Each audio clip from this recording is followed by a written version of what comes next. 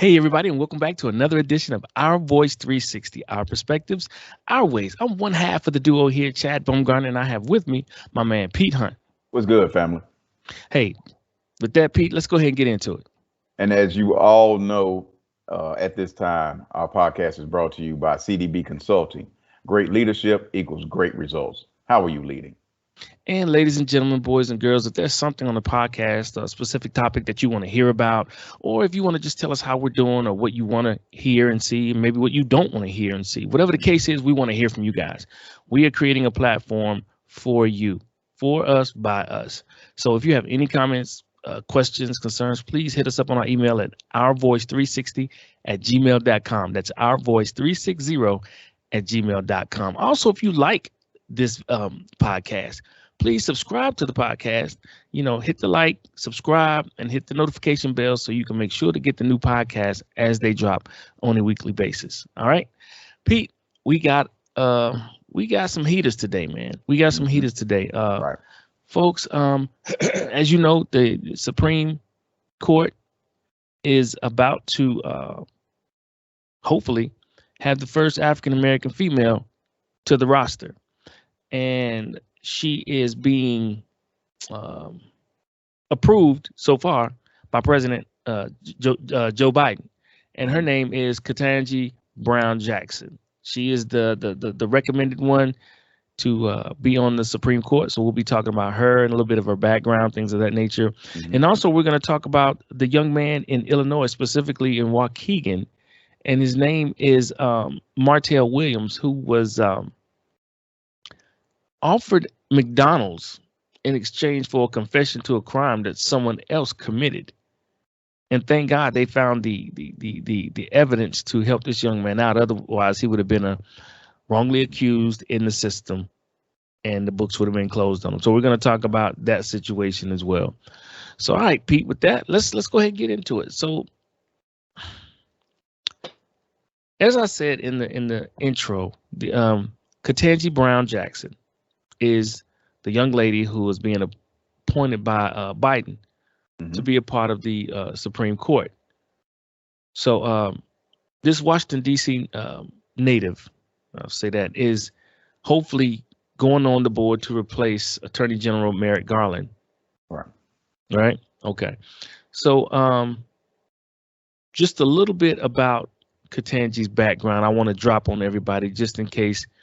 No. Let's correct that. She's not replacing Garland. Garland is the AG. She's replacing Stephen Breyer. Ooh, thank you. Stephen Breyer, Stephen Breyer, who is retiring from the SCOTUS, from the Supreme Court. So she's replacing Stephen Breyer, not Merrick Garland. Merrick Garland is the Attorney General. So thank you for that. I appreciate it. I misread the notes that I was looking at. I guess I took them down wrong. So appreciate that. We want to give truth here. We don't we don't try to spend anything. We want to give truth. So I appreciate that, Pete. But Ms. Jackson is 51 years old, has been viewed for months as the top contender and fits the bill that Biden and the left-leaning activists have sought in the aftermath of the Republicans' successful attempt to pull the judiciary to the right under, Orange Head when he was in office. Her name has often and long been floated as a potential Supreme Court candidate justice, or candidate, if you will. So, but anyway, so Jackson studied government at Harvard University. She graduated in '92. She also received her law degree from Harvard in '96. In DC, as a DC native, she grew up in Florida. Jackson graduated from Miami Palmetto Senior High School, where the other notable alumni include Jeff Bezos, two-time U.S. Surgeon General Vivek Murthy, and as well as some former Olympians and professional athletes, whatever. But before the bench, she clerked for 3 federal jurists, including a district judge in Massachusetts, an appellate judge in the First Circuit, and Breyer himself. Early in her legal career, Jackson worked as an assistant federal public defender in Washington, D.C., where she worked on appellate cases and served as chair of the U.S. Sentencing Commission for several years. As a public defender, Jackson was assigned to represent Guantanamo Bay detainee uh, Kai Ali Gull. She has also been involved in other Guantanamo related cases. In between her public legal work, Jackson also held a handful of private sector positions. She spent 3 years at the firm Morrison and Forrester, according to her court biography. Now, her judicial experience, Obama nominated Jackson for a district court judgeship in D.C. near the end of his term as president, and she was confirmed in early 2013. He also interviewed her as a potential nominee after the death of Antonin Scalia in 2016. Antonin Scalia. Antonin, okay, okay. Yeah, so but Biden now nominated her to the District Court of Appeals for D.C. in March of 21 as one of his early slates of nominees, and she was formally elevated, last summer. Right. So that's just a rough, background, and not to mention, let's be clear, she has supporters on both sides of the House and the Senate. I know while it's uncertain that Jackson would garner the Republican votes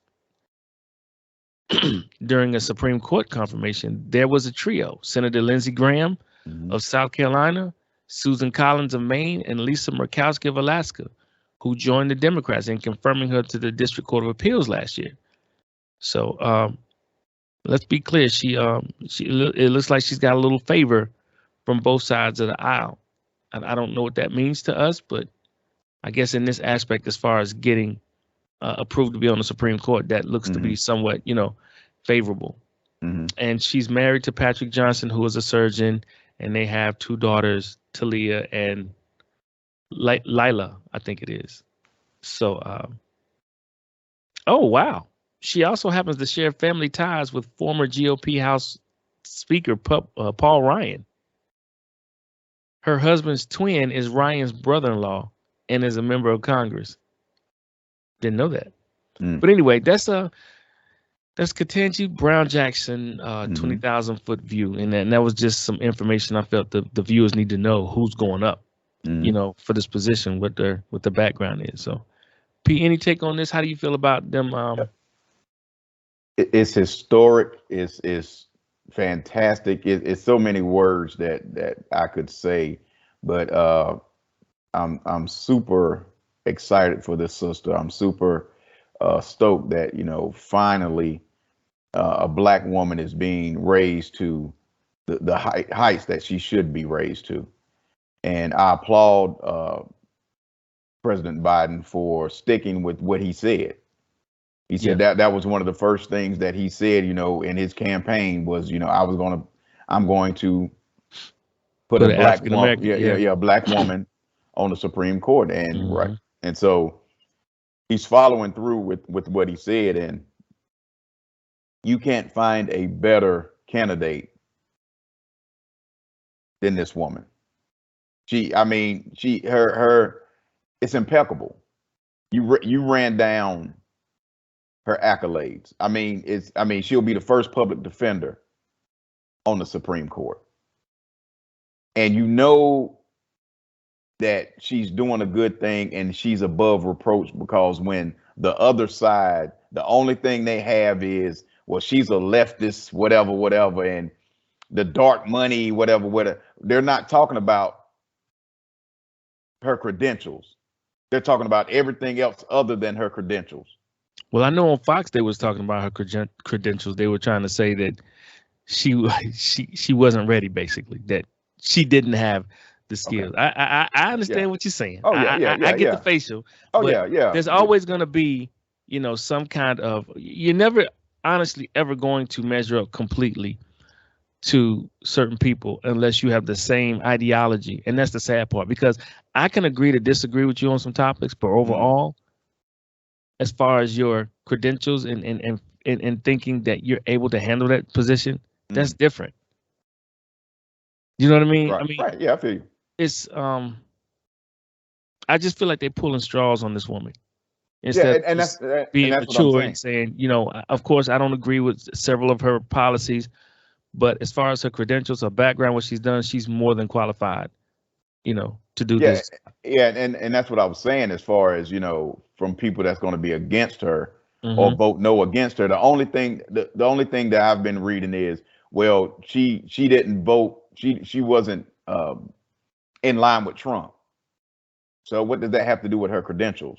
Right. You see what I'm saying? So exactly. they can't do anything, and they're already throwing her race out there. Yeah. You know, this was why does it have to be an African American? Yeah. One senator I can't remember who it was, but said this was a affirmative action hire. Yeah. You see what I'm saying? See, those are the things that they have. That's all they have, because again, they can't go on her credentials. They can't, say anything bad about her credentials because they are excellent. Right. And then the last two Supreme Court justices they put in were awful, but they put them in anyway. You see what I'm saying? Right. So you can't say go against Ketanji and then have the last two that they put in. You see what I'm saying? I see what you're saying, but I mean that's what they did. Yeah. You know what I mean? It's like they don't care. And I don't understand why, at the end of the day, why you can't just say, of course I don't agree. Again, I don't agree with her policies, but I think she's qualified. Exactly. We're just gonna have to work. We're just gonna have to figure out how to work together. Exactly. I mean, I don't understand why you can't be mature in politics, and regardless of what side you're on, if it's fair, it's fair. If it's not, it's not. Right.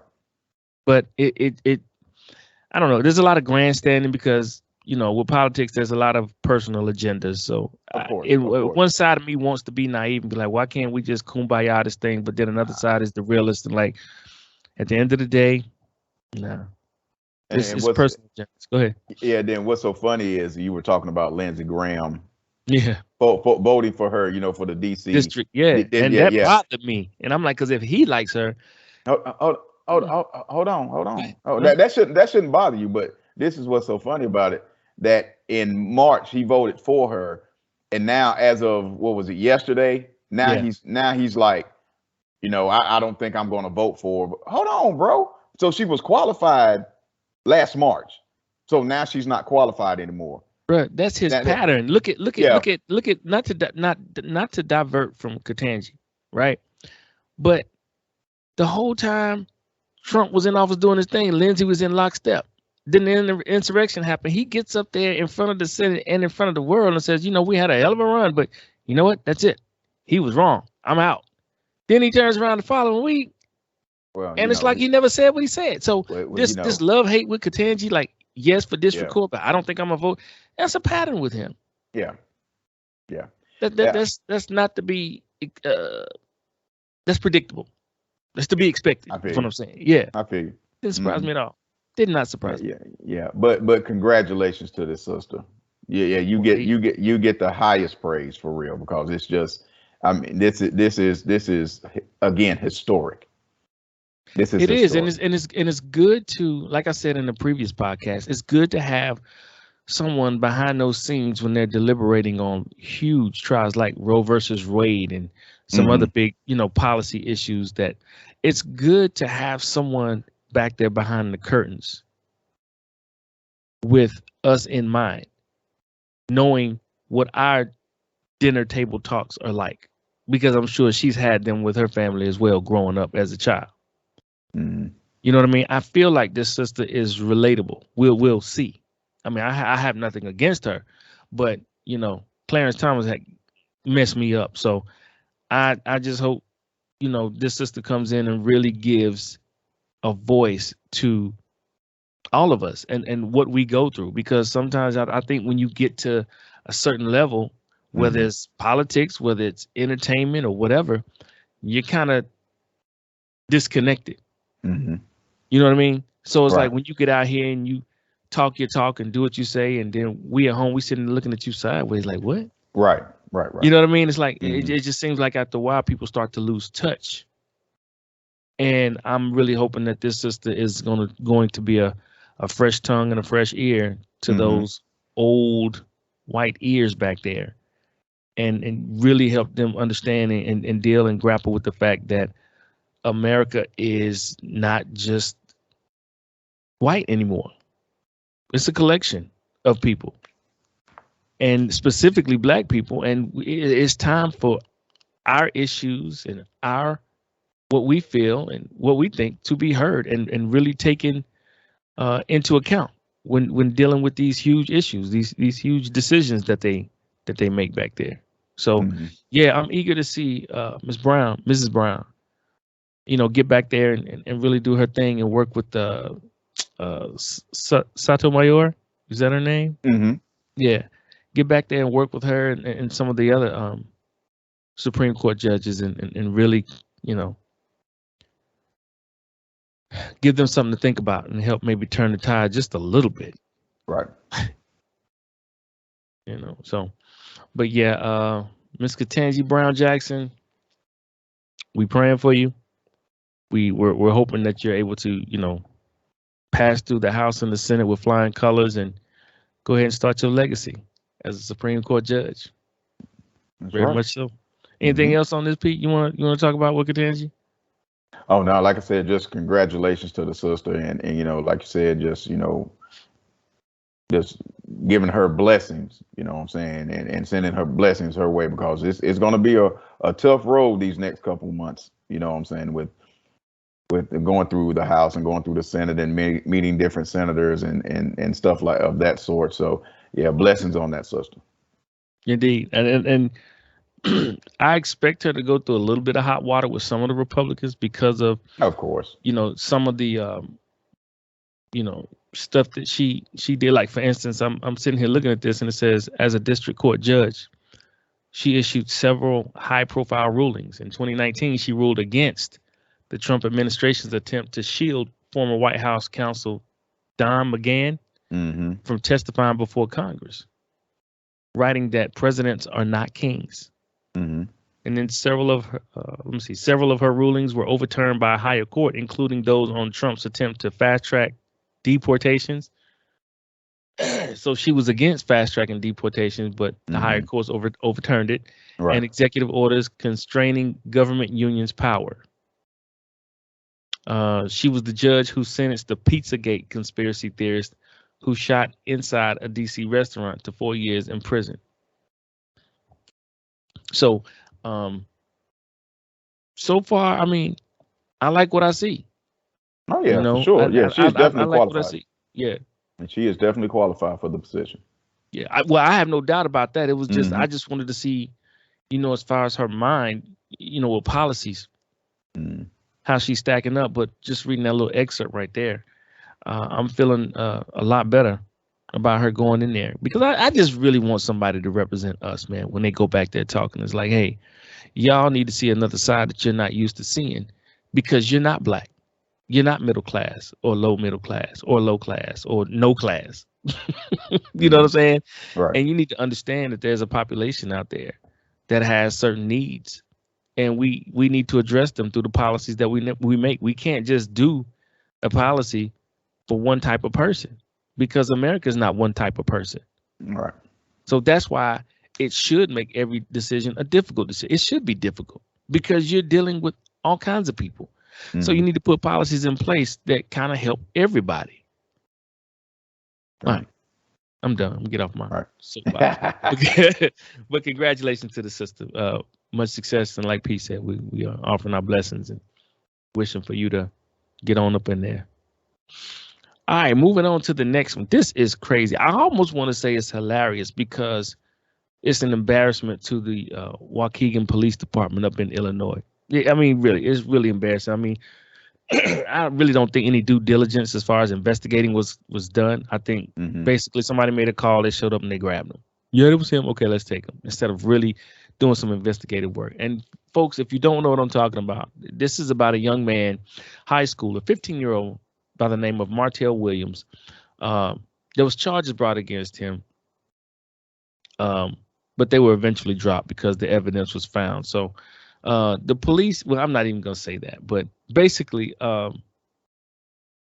he was wrongfully accused of shooting a local dollar store employee in the face on February 4th.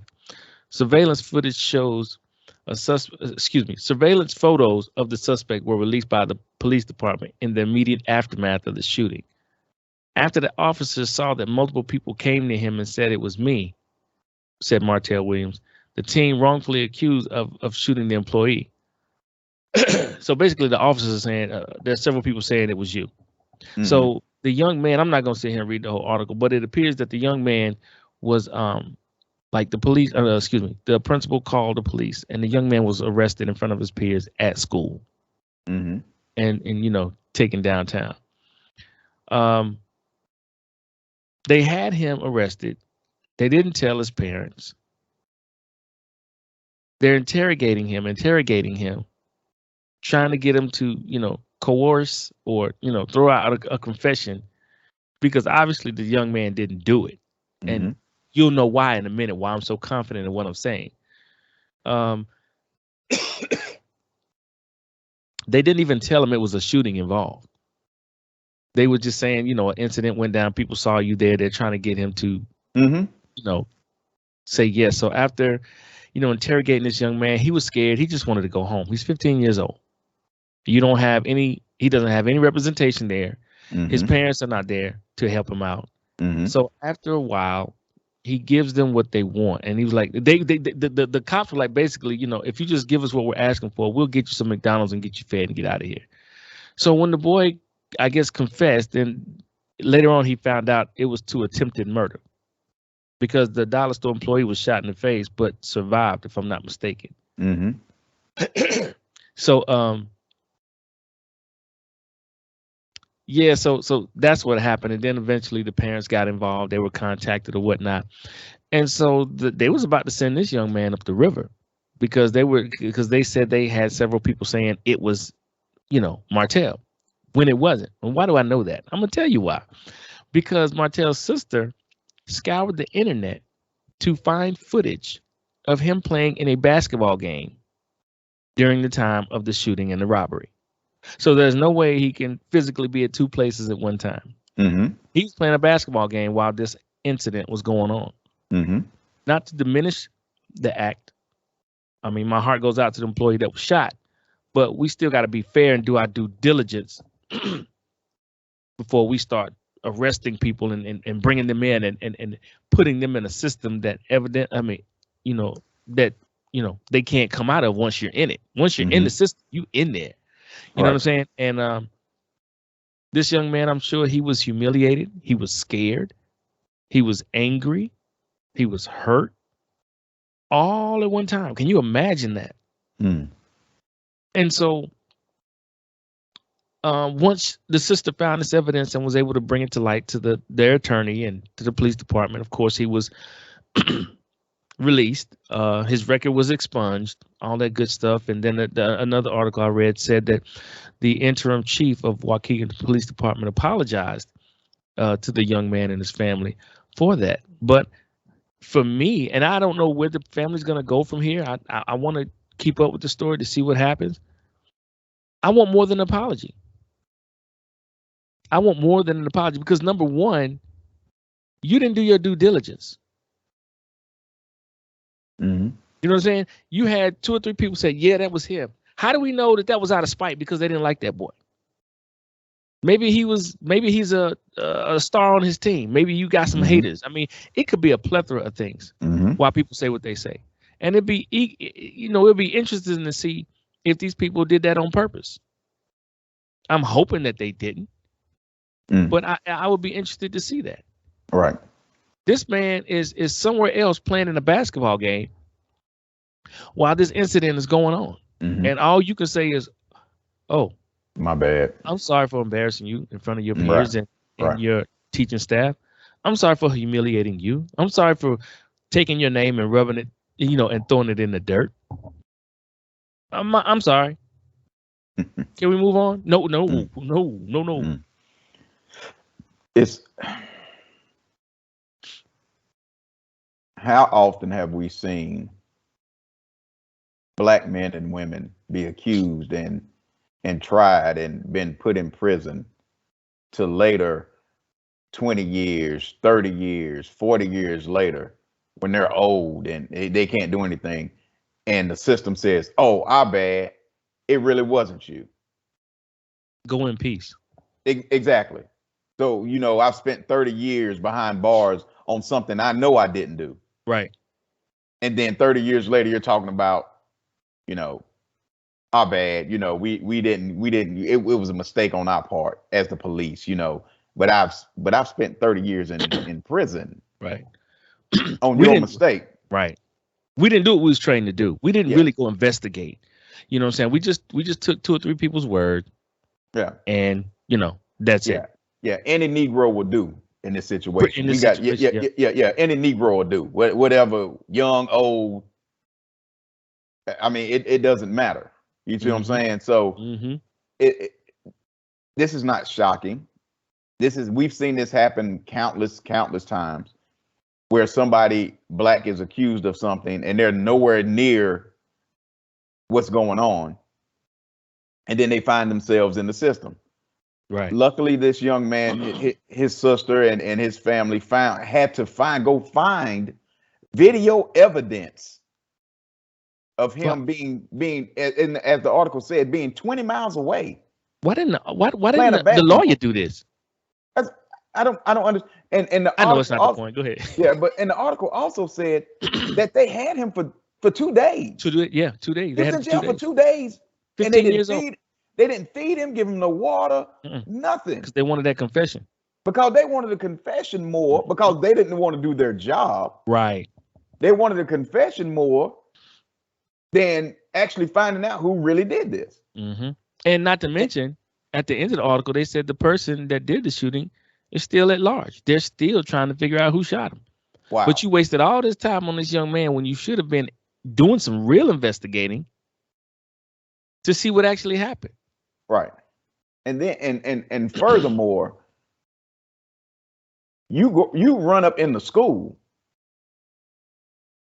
to further, and see, they know what they're doing. They did that on purpose. They ran up in the school to make a spectacle of him. To make a spectacle of him in front of his teachers, in front of principals, vice principals, students. So now, even though he's been expunged, and his record has been expunged, and he's been released, they're still looking at him sideways. Of course. My thing is this, Pete. Why didn't they call his parents?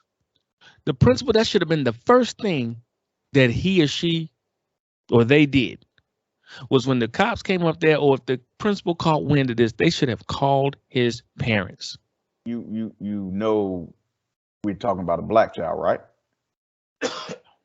That school system needs to be sued. Yeah, the school system needs to be sued. And I don't know if you can sue the cops, but if you could, I would sue them too. Oh yeah, you gotta sue everybody. Yeah, everybody must be sued, because like you said, Chad, I'm sorry is not enough. It's not.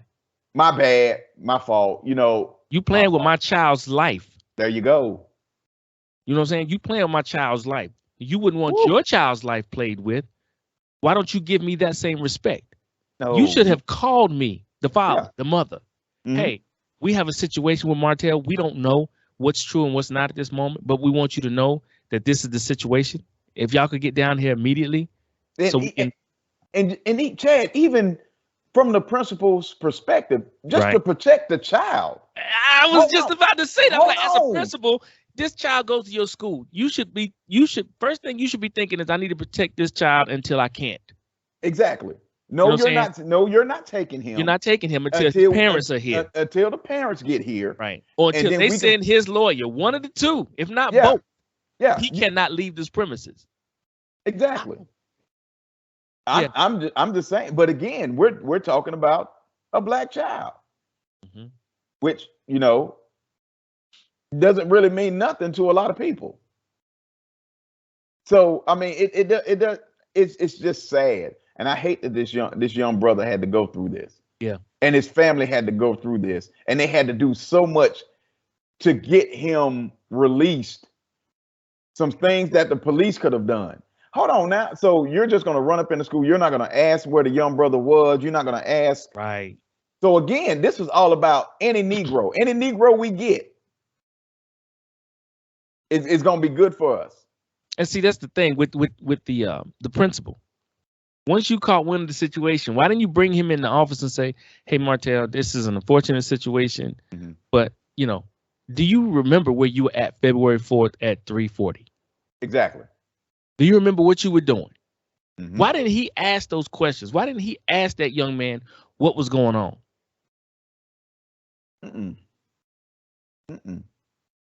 Again, it reminds me of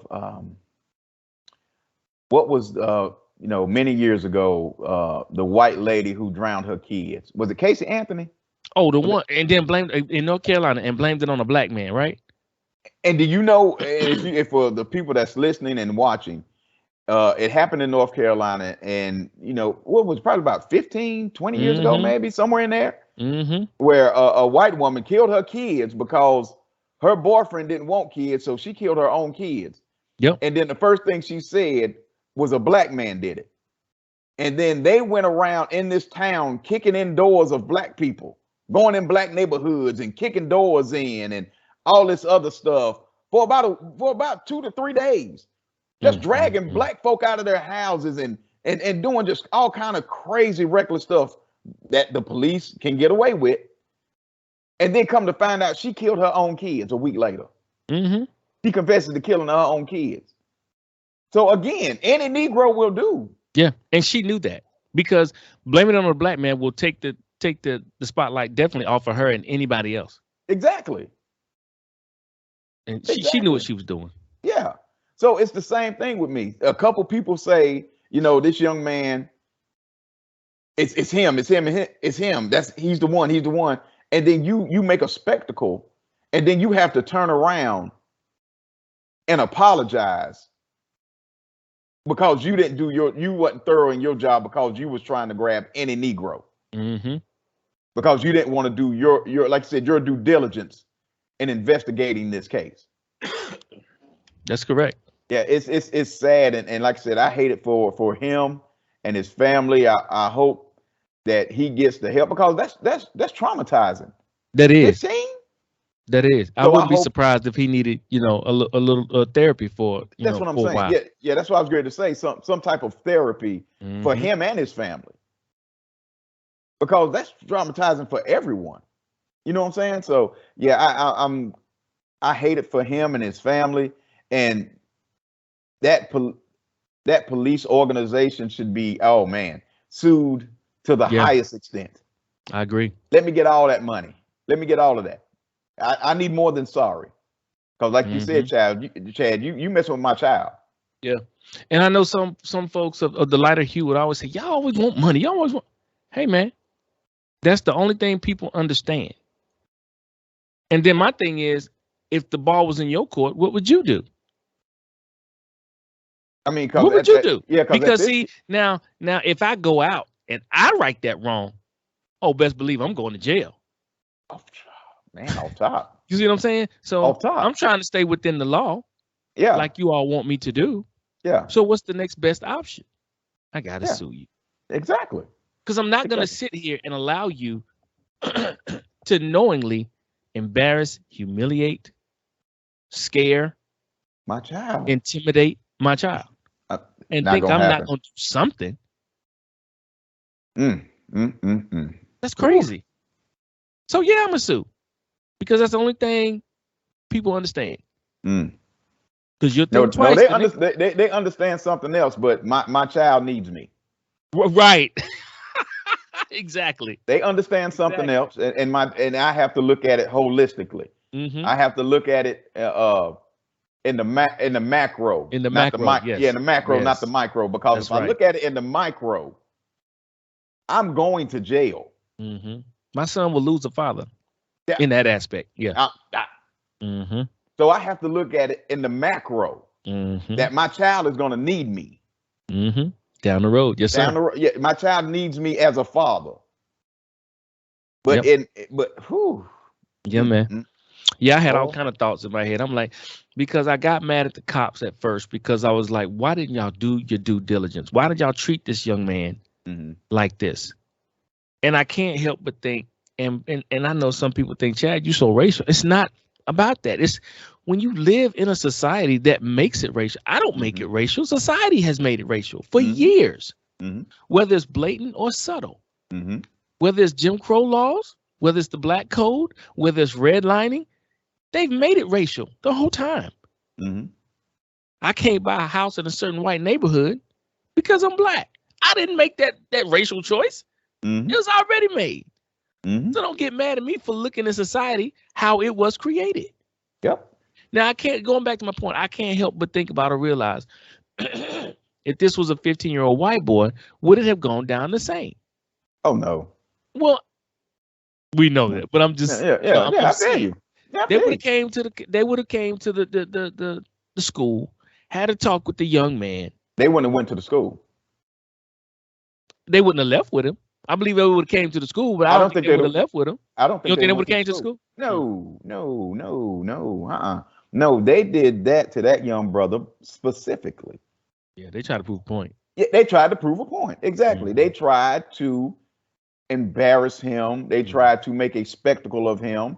They tried to put all of it, because if the police does that, that's even gonna make him look more guilty. If we run up in the school and grab him, it was such a sense of urgency that we had to run up in the school and get him. So that means even in a court of public opinion, oh, he has to be guilty. Mm-hmm. Because they had to go to the school and get him. They ran up in the. Come on, man. I mean, it's all tactical. And the sad thing is, it's mind games. That's what it is. The sad thing is that the young man, Martel Williams, his attorney, was saying that this is a continuing, ongoing problem. The Department of Justice has been here, yet this is still going on, where there are false confessions brought in. Oh, yeah. My understanding is if he's underage, you can't even talk to him without some type of legal representation or his parents. That's what I'm saying. So, they should be sued off of that alone. They knew they was wrong. They shouldn't have brought him in. They shouldn't have interviewed him or interrogated him. Mm-hmm. Damn sure shouldn't have kept him for 2 nights, 2 days or nights, whatever, without any kind of food or water. What is that? I want to say that's kidnapping.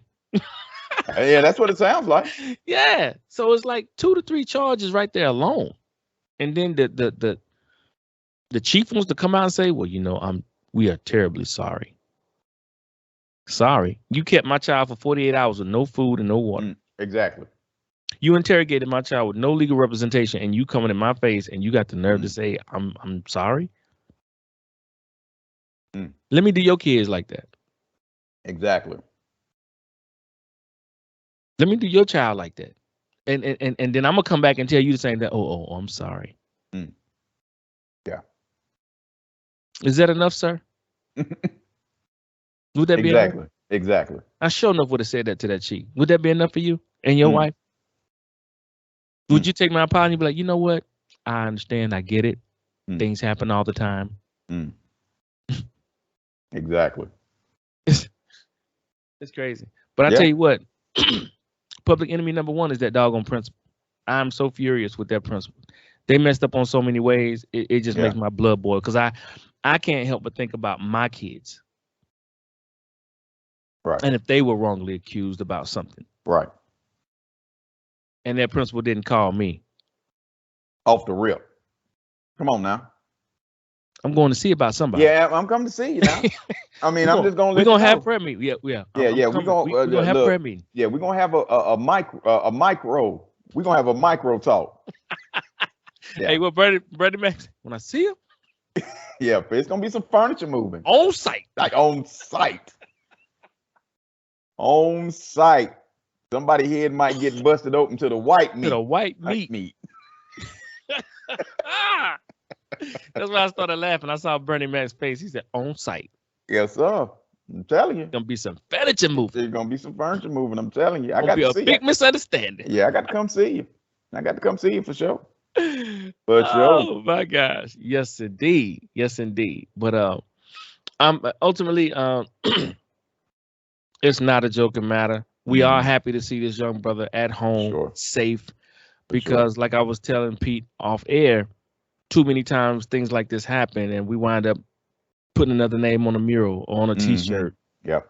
You know what I'm saying? On the wall or whatever. So I'm glad that he was able to make it through and he got home to his family, and now hopefully they can get him some therapy to help him get through this. Because too many times I hear young kids that do make it through this, they have nightmares and they start back wetting the bed and just traumatized, like you said, just traumatized. Traumatized, yeah.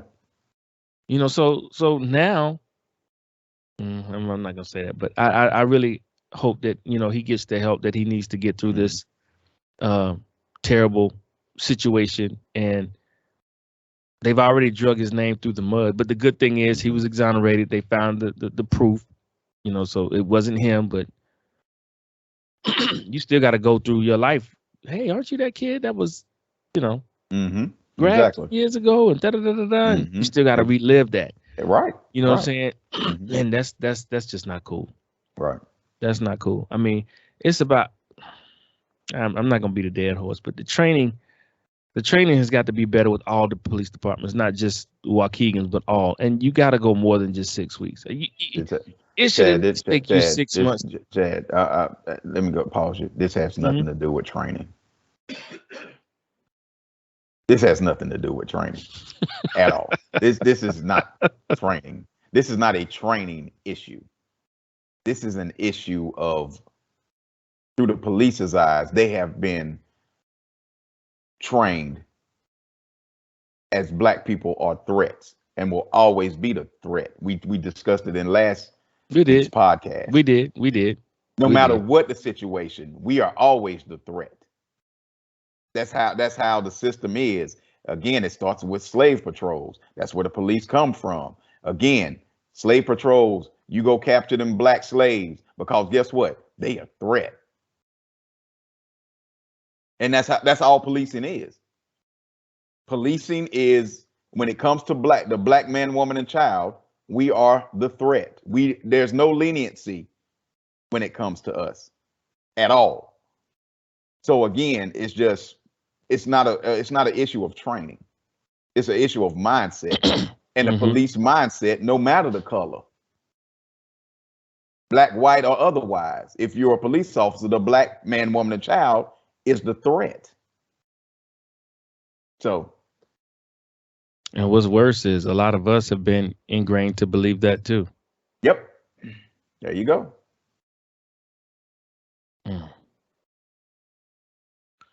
Well, I don't even know what to say, man. I'm just glad it wasn't my child. Boy. That's all I'm saying. That's all I'm saying. Yeah. Glad it wasn't mine. Yeah. I can only imagine what the father is going through. Not to say that the mother is not going through anything, but me as a dad, I'm trying to relate to that father. Is how I'm saying it.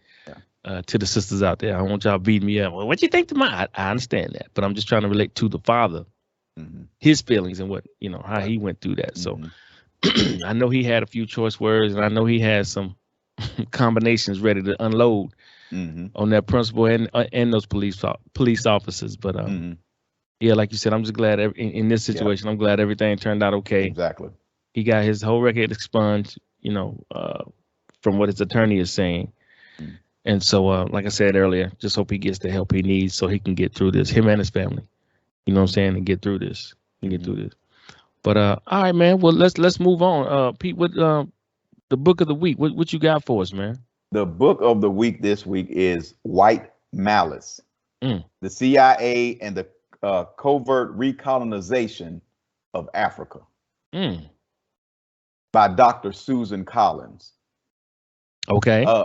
This is I'm sorry, not Susan Collins. I'm sorry, Susan Williams. Susan Williams. Sorry. Okay. Yeah, Susan Williams. Again, that's White Malice: The CIA and the Covert Recolonization of Africa by Susan Williams. This is a book that I've seen. I haven't read it myself, but I want to read this book because I saw it on Greg Carr, Dr. Greg Carr. I don't know if many people know him, but I saw it on him and Karen Hunter's show. Probably they have a podcast. Isn't he a professor of history up at Howard, right? Yeah, Howard. African American Studies. Okay. Yeah, African American Studies at Howard, and they were discussing this book, and I haven't had a chance to order it yet, but the way they talk about this book is, it takes a deep dive into how the U.S. basically in the 60s, in the early, when some of the 60s, I would say, presidents of countries in Africa, the U.S. infiltrated them and was basically giving them money and paying them off to do certain things to undermine the success of these African countries. Mm. And so and basically, to keep Africa destabilized. Basically, yeah. Yeah. And it took and a lot of these leaders took the money Mm-hmm. and did what the U.S. asked, and that's why Africa basically is in the situation it's in now. Mm-hmm. Mm-hmm. As far as, you know, other countries coming in and taking their goods and this happened. The U.S. started that basically, and this book takes a deep dive into the beginnings of the U.S. going into Africa and trying to keep Africa destabilized. And it's a book that I'm really excited to read. It's a very long book. I think it's around 700 pages. Yeah, it's one of those.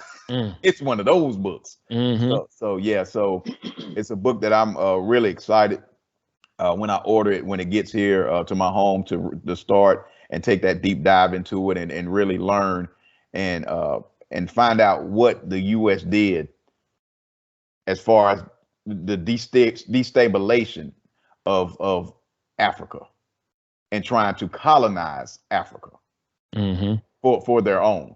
Of course. Yeah. So again, the book is White Malice: The CIA and the Covert Recolonization of Africa by Dr. Susan Williams. Mm-hmm. That sounds like a keeper. Yeah. That book sounds heavy. I think I just added 5 pounds just listening to the. It's one of those books. Wow. Yeah. That's a good week. Oh yeah. Oh, for sure. Yeah, for sure. Just straight concentrating. 700. That's a lot of material and information. That's a lot of information. Yeah. So. Wow. Yeah. Wow. Yeah, that's one of that. Look, that's one of them you sit with. Right. You sit with it, and it sits with you. Get you a cup of coffee or tea or something, and yes, sir. That's a nice little afternoon. Wow. Mm-hmm. Yeah, I want that. Mm-hmm. Yeah. All right. Well, we're gonna move on to the Black Inventor of the Week, and this person goes by the name of George Carruthers. All right, George Carruthers. He was born in 1939, and he died recently, 2020. Mm-hmm. He was an astrophysicist who spent much of his career working with the Space Science Division of the the NRL, the Naval Research Laboratory in Washington, D.C. But he's most famous for creating the ultraviolet camera / spectrograph, which NASA used when it launched Apollo 16 in 1972. Wow. It helped prove that molecular hydrogen existed in interstellar space. And in 1974, space scientists used a new model version of the camera to observe Halley's Comet and other celestial phenomena on the U.S.'s first space station, the Skylab. Mm-hmm. Carruthers was inducted into the National Inventors Hall of Fame in 2003. So he created the ultraviolet camera / spectrograph, which NASA used to launch Apollo 16, the famous Apollo 16, trip back in '72. He's the person responsible for creating the ultraviolet camera. Wow. Yeah. Yeah. So you got the 6 sisters known as Hidden Figures. Mm-hmm. In the background in the engineering department, creating the trajectories and the orbits and how they're going to land and the angle they're going to drop down. You got the sisters in the background doing that. Then you got the brother, George Carruthers, creating the ultraviolet camera spectrograph to help improve that molecular hydrogen existed in interstellar space.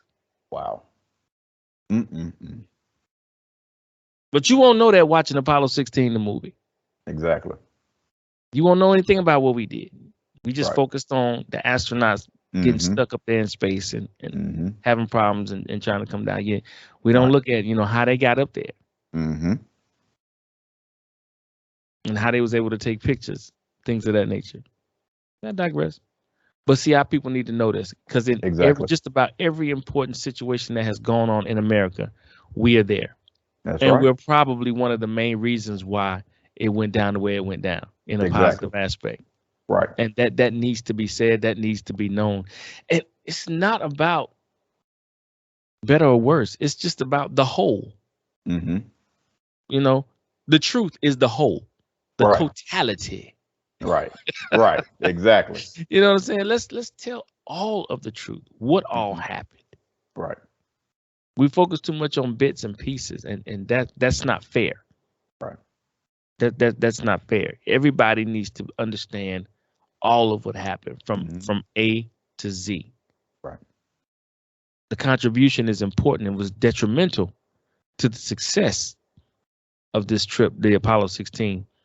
From the sisters and Hidden Figures in the engineering department to George Carruthers and any other black people who were involved. Mm-hmm. We need to know everything. Right. Right. Because it's something about knowing your history, because your history is a part of you. Mm-hmm. Your history is what makes you. Right. You know what I'm saying? But if you don't know it, you have no sense of self-worth, pride, all of that. Mm-hmm. That disconnect hurts us as a people. Right. You know what I'm saying? And it's cool sometimes to watch people understand where they came from, who they came from, the type of people that they come from, because those are the shoulders you stand on. Right. And so that's why I'm glad that we do this along with you know, the books that we write that are out there, that is pertinent information, truth that we need to know. We need to keep doing this, Pete, as a platform to inform, enlighten, and educate our people on what all we have done, because it's not being taught in the schools. You know what I'm saying? And some folks love to say, well, it's there, but it's there in plain, it's hidden in plain sight. So we do the digging and the research to bring it to light so that people are enlightened and informed. That, hey, even though this was going on, this is what we were doing. Because, and I know I'm pivoting, I'm trying not to, but I remember being in high school in history class, and we're talking about the American Revolution and the Indian Wars and all this other stuff. And I'm sitting in class thinking, okay, that's cool. I understand these wars helped shape the country, but what did we do?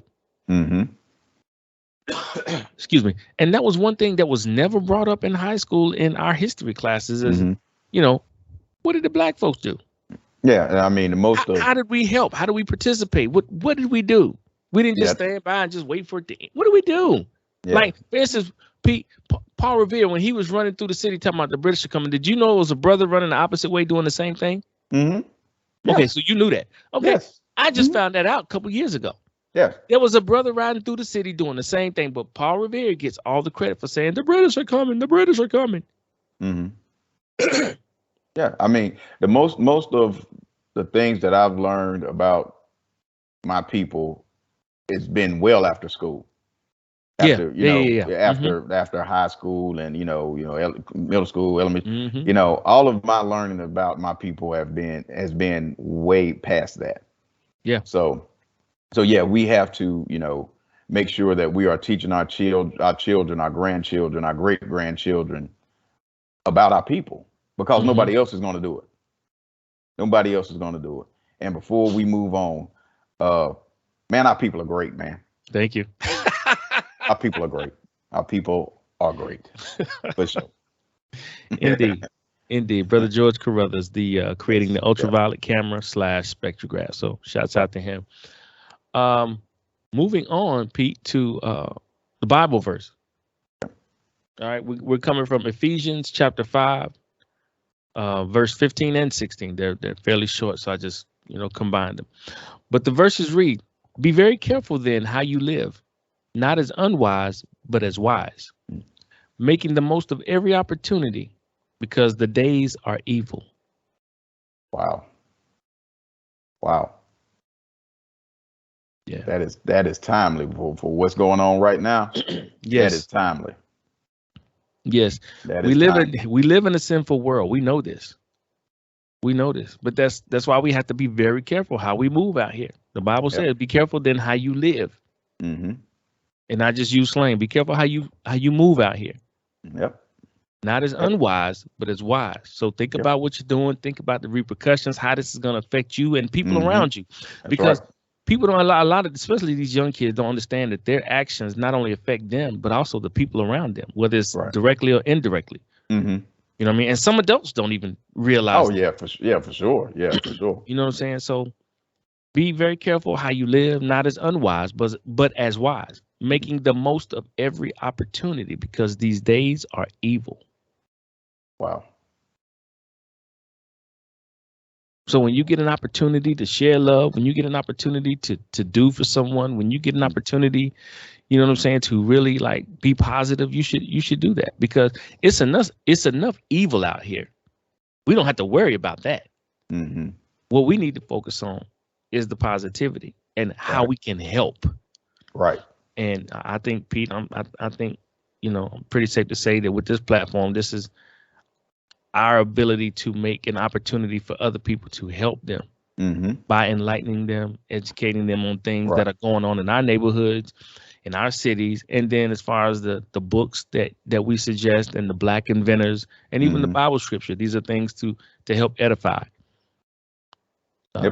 you know, our people as well. So just trying to give you a well-rounded, portion of goodness.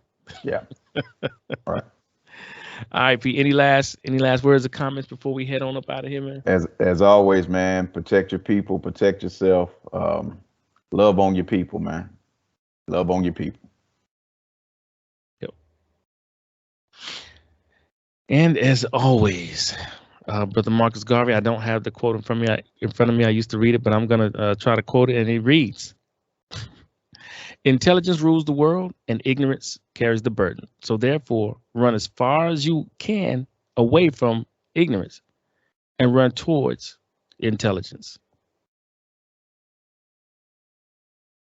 There it is. That's it. Brother That's all I Garvey. got. Yes, sir. So if that be all, if all minds and hearts are clear. Ladies and gentlemen, we want to thank you for tuning in to another edition of Our Voice 360, Our Perspectives, Our Ways. Again, if you like the podcast and you want to hear more of it, please like and subscribe to the YouTube channel. Click the notification button, and it'll let you know when we got a new one coming out. You can go ahead and check it out. All right. And we're on all streaming platforms: iTunes, Spotify, there you go, Google Podcast, iHeartRadio. If they have a streaming service, we are on it. So indeed. Yeah. Indeed. Check us out. All right, folks. With that, take care, be blessed, and we are out. Peace.